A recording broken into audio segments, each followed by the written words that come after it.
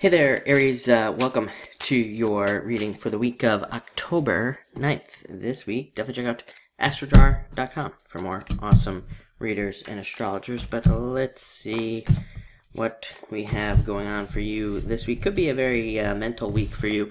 You start off with the Queen of Spades. I feel like this is just saying that you are going to be very independent this week, kind of doing your own thing, making up your own mind about things at this time. Probably for the entire week, which is a good thing. Again, I feel like it's just saying, not the typical meaning. I feel like it means something different for you. I feel like it just means, again, you're kind of going based off of inner guidance in regards to the things that you do this week in general. And again, I just feel like it's a positive message for you. Next, you have the Three of Spades. Some of you could be going through a divorce, and if you are, this can represent all of that stuff getting kind of wrapped up. If you are not going through a divorce, this card definitely says be careful of your health this week. Make sure to take care of yourself, get plenty of rest, drink plenty of water, all that other stuff. It's kind of like one of those things, we're in between seasons now, it's kind of like that weird time, with weather and things like that, which I know can get people sick and all sorts of stuff. So make sure to take care of yourself. As I always say with this card, be careful of lifting things, lifting weights, moving boxes, anything like that. This card can represent, hurting your back or something like that. Next, you have the Five of Clubs. Five of Clubs is a card of adventure, going on some sort of adventure, and it can also sometimes represent rushing into something. It can say that you could be, rushing into something because you're bored at this time. It's like that, sometimes we get restless, and so we just, do something crazy just because we need to mix up the energy, or we do something that we wouldn't normally do, or we take some sort of risk that we wouldn't normally take. I am actually getting that probably would be a good thing for you to do at this time. Again, maybe a little bit of, maybe it's, anger, or maybe it's just some sort of excited energy that pushes you to do something this week, maybe something surprising. This card is tied with Uranus as well, so it can represent surprises, doing something surprising, or taking some sort of surprise risk. Maybe, it surprises the people around you even as well.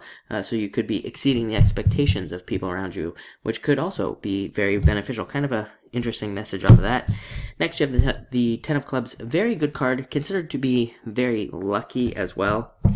And it represents, having a lot of luck at this time. It's like a very lucky energy. It's like considered a good omen for positive changes.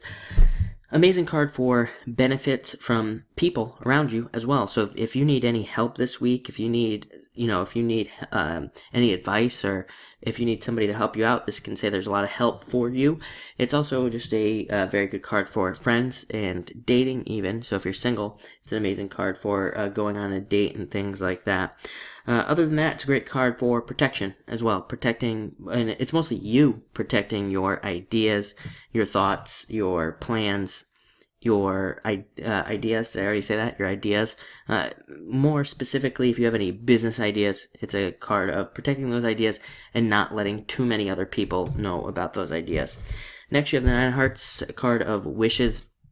Getting something you wish for, getting something you want. So if you have any wishes, you could be getting some this week. Also a card of victory, feeling like you've overcome some sort of obstacle. You end with the Ace of Clubs. Whenever we end with an ace, or whenever we have an ace, it can definitely represent feeling like we have overcome some difficulties or overcome some sort of obstacle in our lives. But great card for victory. Also a great card for love. It can represent kind of one of those moments where you recognize somebody from like far away. You see them in a room from across the room.